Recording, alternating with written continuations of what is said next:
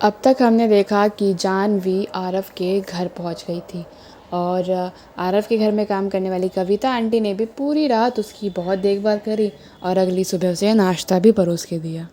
कविता aunty के हाथ के खाने का जवाब नहीं था, लेकिन फिर भी जानवी उतना नहीं खा सकती थी जितना वो परोस के चली गई थी। वैसे भी कल उसने रात को बहुत ज़्यादा ड्रिंक कर ली। उसके बाद उसके पेट में अभी उतनी जगह नहीं थी कि वो कुछ खा सके। थोड़ी देर में आरव भी अपने स्टडी रूम में कुछ काम करने के लिए चला गया। जब वो नीचे आया तो उसने देखा कि जानवी सोफे पर बैठ के टीवी देख रही है। फिर दोनों की नज़रें मिली और दोनों उठकर बाहर की तरफ जाने लगे। वो बाहर गई तो उसने देखा उसकी गाड़ी विला के बाहर ही पार्क थी और आरव की गाड़ी भी उसकी गाड़ी के साथ ही खड़ी थी। जानवी आगे जाकर थोड़ा सा रुक गई। पीछे से आरव किसी से फ़ोन पर बात करते हुए आ रहा था और उसने अपनी जेब से गाड़ियों की चाबी निकाली और जानवी को दे दी। वो इस बात को इशारा कर रहा था कि वो चाहता है जानवी गाड़ी ड्राइव करे और वो भी उसी की। पर मेरी गाड़ी का क्या? मैं अपनी कार वापस कैसे लेकर जाऊंगी? जानवी के पास इस टाइम और कोई चारा नहीं था। उसने गाड़ी की चाबी ली और चुपचाप से जाकर ड्राइवर सीट पर बैठ गई और देखते ही देखते दोनों क्रिस्टल पैलेस से दूर चले गए। आरव अभी भी काम ही कर रहा था और काफ़ी बिजी चल रहा था। उसके पास एक के बाद एक कॉल्स आती जा रही थी। तभी जानवी ने बीच में मौका लगते पूछा, हम कहाँ जा रहे हैं? हाईवे ले लो, हम साउथ ब्रिज की तरफ जा रहे हैं। तुम जानती हो ये जगह है ना? और अगर मैं नहीं भी जानती होती तो भी मैं आपको वहाँ पहुँचा सकती थी। आखिर ये जीपीएस किस दिन काम आएगा? ये बात सुनकर आरव भी हंस दिया। उसने अपने डॉक्यूमेंट्स साइड में रख दिए और खिड़की से बाहर देखने लगा। दोपहर हो चुकी थी। रोडों पे ज़्यादा गाड़ियाँ भी नहीं थी। वो अचानक से झुका और उसने सीडी गाड़ी के म्यूज़िक सिस्टम में डाल दी। वो दोनों एक फॉरेन सिंगर के बारे में बात कर रहे थे। आरव ने उससे पूछा, तुम्हें पियानो बजाना आता है? ये सुनकर दुखी मन से जानवी ने अपना सर ना में हिला दिया। जब मैं छोटी थी तो मैं उन लोगों से बहुत जलती थी जिनको पियानो बजाना आता था। मैंने सोचा था कि मैं सीख लूँ, लेकिन शायद म्यूज़िक के मामले में ना मैं जन्म से बुद्धू हूँ। मैंने कितना ट्राई किया। यूनिवर्सिटी में तो मैंने अपने लिए पियानो का कोर्स भी किया, लेकिन बाद में मेरी टीचर ने मुझसे हाथ जोड़कर रिक्वेस्ट करी कि तुम कोई और सा कोर्स ले लो। अगर तुम फेल हो गई तो तुम्हें डिप्लोमा की डिग्री मिलने मुश्किल हो जाएगी। आरव उसकी बात पे आराम से हंस दिया और अपने पर्सपेक्टिव से उसने बताया, मैं कह सकता हूँ तुम्हारी टीचर सच में तुम्हें पसंद करती होगी, वरना अगर तुम्हारी जगह कोई और होता तो शायद तब तक तुम्हें एग्ज़ाम दिलवाती जब तक तुम पास नहीं हो जाती। जानवी ने उसकी बातों पे कुछ नहीं कहा और एक हार भरी मुस्कुराहट दी।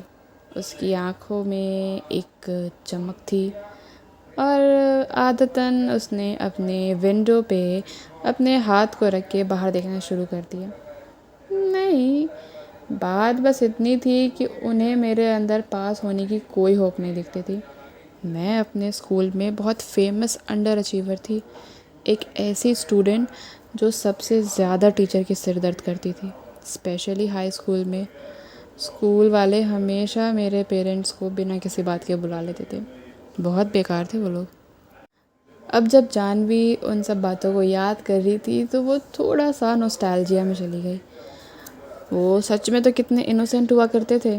वो हमेशा शालिनी के साथ अपनी क्लासेस बंक कर लेती थी, क्योंकि शालिनी और रोहन दोनों अलग अलग स्कूल्स में थे और शालिनी का मन उसको देखने का करता था, तो वो जाती तो साथ में उसको भी खींच कर लेके जाती थी। उस टाइम पे स्कूल्स में डेटिंग अलाउ कहाँ होती थी? वैसे होती तो अब भी नहीं थी, लेकिन उस टाइम स्ट्रिक्टनेस बहुत होती थी। उसकी बातें सुन के, उसकी कंप्लेन सुन के आरव के फेस पे एक और बड़ी सी स्माइल आ गई। अंडर अचीवर, उसने बड़बड़ाया और फिर जानवी की तरफ मुड़ के उसे बहुत करीब से एग्ज़ामिन करते हुए बोला, लोग हमेशा बोलते हैं अंडर अचीवर सबसे ज़्यादा स्ट्रगल करते हैं और सबसे ज़्यादा पढ़ाई करते करते थक जाते हैं, और ये भी बोलते हैं कि अंडर अचीवर एग्ज़ाम से एक दिन पहले सो नहीं पाते। आर यू श्योर ये सारी क्वालिटी तुम में है?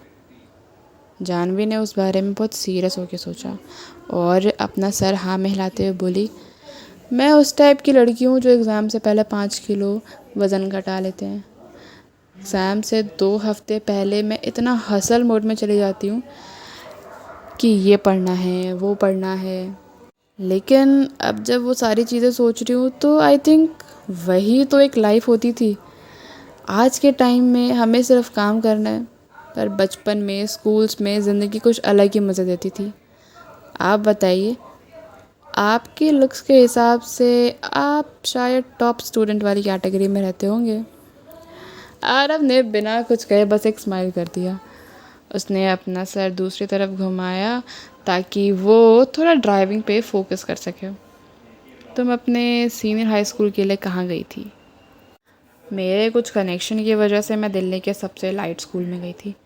पढ़ने के बाद में मैं उनका होमवर्क दिया हुआ पूरा नहीं कर पाती, इसलिए थोड़ा नीचे रह गई। ये स्कूल दिल्ली के एलाइट स्कूल यानी सबसे महंगे स्कूलों में से एक हुआ करता था। ये बात सुनकर आरव तुरंत उसकी तरफ देखने लगा। उसके हाव भाव को देखकर जानवी ने उसको तुरंत पकड़ लिया।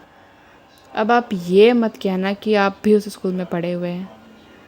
अपने स्कूल कभी जाना और ग्रेजुएशन वॉल पर एक नज़र मार के आना। मेरा नाम अभी भी वहाँ पर लिखा हुआ है। ये सुनकर जानवी उसकी तरफ घूर घूर के देखने लगी। उसे नहीं पता था कि वो सच में उसका सीनियर रह चुका है। जब उसने ये सोचा तो उसे अचानक से याद आया, ये कितनी पुरानी बात हो चुकी होगी, लेकिन उसे तो उसका नाम ही नहीं पता था। उसने पहले पूछा नहीं और आरव ने बाद में बताया नहीं। उसने थोड़ा झिझकते हुए पूछा, आप? जैसे आरव ने उसके मन की बात पढ़ ली हो। उसने जानवी की तरफ देखा और अपनी धीमी आवाज़ में कहा, आरव ओबेरॉय। आरव ओबेरॉय? ये नाम इतना सुना सुना सा क्यों लग रहा है? वो उस बात पर कुछ ध्यान देना चाहती थी, लेकिन क्योंकि इस टाइम वो ड्राइव कर रही थी तो उसने उस बात को अपने दिमाग में पीछे धक्का मार दिया कि आरव का नाम इतना सुना सुना क्यों लग रहा है। गाड़ी हाईवे पर बहुत तेज़ी से साउथ रिवर ब्रिज की तरफ जा रही थी। गाड़ी रुकने के बाद दोनों वहाँ पर उतर गए।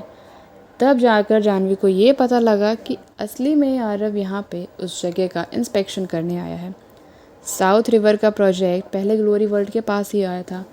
उसको एक बेहतरीन डेवलपमेंट जोन में बनाने का काम था, लेकिन बाद में किन्हीं कारणों की वजह से उस काम पर कुछ टाइम के लिए रोक लगा दी गई। उस आदमी की नज़र सच में बहुत तेज़ है जिसने भी इस जगह को ख़रीदा था। वहाँ पर आबादी बहुत घनी थी और आने जाने की सुविधा भी बहुत अच्छी। अगर कोई इस जगह को अच्छे से यूज़ करे तो उसे काफ़ी ज़्यादा फ़ायदा हो सकता था। लेकिन अभी बहुत सारे लोग ऐसे भी थे जिन्हें ये लगता था कि ये वाली जगह उतने फ़ायदेमंद नहीं है। लेकिन जानवी जो इतने सालों से काम कर रही थी, उसने कभी भी इस जगह को कम आंकने की गलती नहीं करी। आरव वहाँ पर ज़्यादा देर नहीं रुका। कुछ सोच विचार करने के बाद दोनों गाड़ी में वापस आ गए।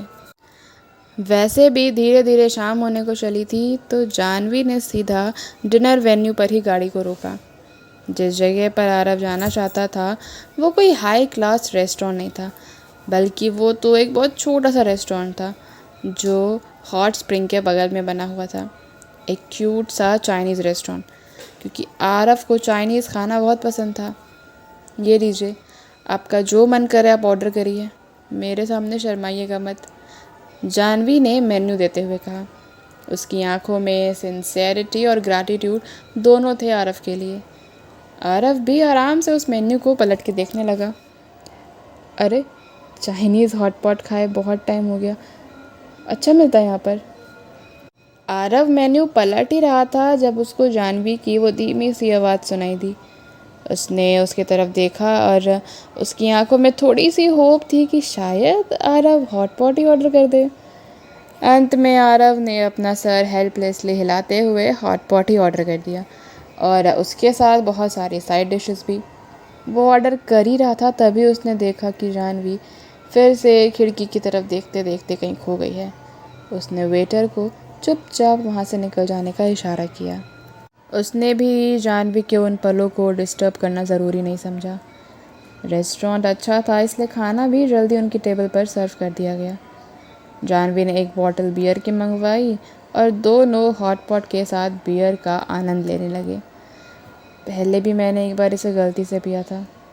पहले तो मुझे इसका टेस्ट बिल्कुल अच्छा नहीं लगा, पर पता नहीं क्यों अब आदत सी हो गई है। आपको कैसा लगा? मुझे डर है शायद आपको ये पसंद नहीं आएगा। आरव चुपचाप उसकी बातें सुन रहा था। उसको बोलता हुआ सुनना उसे कुछ पसंद आने लगा था, और उसके कहने पे उसने बियर को पिया। उसने छोटी सी सिप ली ही थी जब आरव को रियलाइज़ हुआ कि ये तो वाकई बहुत टेस्टी है। उसके अंदर से आने वाली खुशबू भी बहुत अच्छी थी। जानवी इस टाइम कुछ ऐसी कंडीशन से गुजर रही थी जहाँ पे वो रुक रुक के अपने ख्यालों में खो जाती थी। जब उसने देखा आरव सामने बैठकर उसे शांति से देख रहा है, तो वो हल्का सा मुस्कुराई और थोड़ा माफ़ी मांगने के लहजे में बोली, क्या हुआ? आपको ये पसंद आया या फिर मैं रेड वाइन मंगवा लूँ? नहीं, मैं बस सोच रहा था कि अगर हम बस ऐसे ही पीते रहेंगे और खाना नहीं खाएंगे तो अंदर जो खाना उबल रहा है ना, वह एक दूसरे से चिपक जाएगा और कुछ भी खाने लायक नहीं बचेगा। जब जानवी ने उसकी बात सुनी तो हॉट पॉट की तरफ नज़र मारी तो देखा उसके अंदर उसने जितनी भी चीज़ें डलवाई थी वो सारी उबल कर बाहर आने को रेडी थी। फिर उसने धीरे से अपनी चॉपस्टिक उठाई और उसको खाने लगी। ट्राई करिए, यहाँ के मीट बॉल्स बहुत अच्छे हैं और ज़्यादा तो मुझे सी फूड ही पसंद है। उसको इस तरीके से खाता हुआ देख आरव ने भी अपने चॉपस्टिक उठाई और एलिगेंटली खाने लगा। खाना खाने के बाद जब दोनों रेस्टोरेंट से बाहर आए तो अंधेरा हो चुका था। पूरे रोड की लाइट्स जल चुकी थी।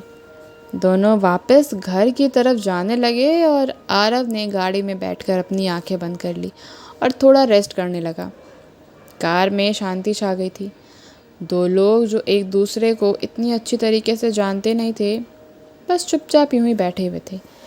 वैसे सोचा जाए तो दोनों को थोड़ा ऑकवर्ड तो होना चाहिए, लेकिन ना जाने क्यों उन दोनों के बीच ऐसी कोई फीलिंग्स नहीं थी। ऐसा लग रहा था जैसे दोनों बहुत पुराने दोस्त हो, और जब वो साथ बैठते तो बिना कुछ बोले ही उनका समय बिना किसी परेशानी के कट जाता था। क्योंकि रात हो चुकी थी और गाड़ी हाईवे से जा रही थी तो उनको रास्ते में ज़्यादा लोग नहीं दिखे। कभी कभार उनको एक गाड़ी दिखती, कभी दो गाड़ियाँ दिखती।